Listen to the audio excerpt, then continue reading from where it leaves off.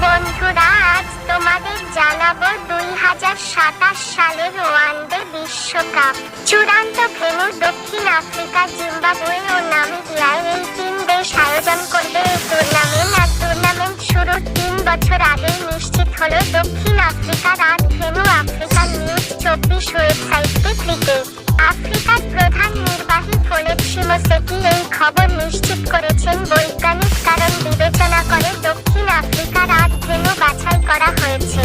বিমানবন্দর থেকে দূরত্ব ও হোটেল রুমের সহজলভ্যতা বিবেচনায় রাখা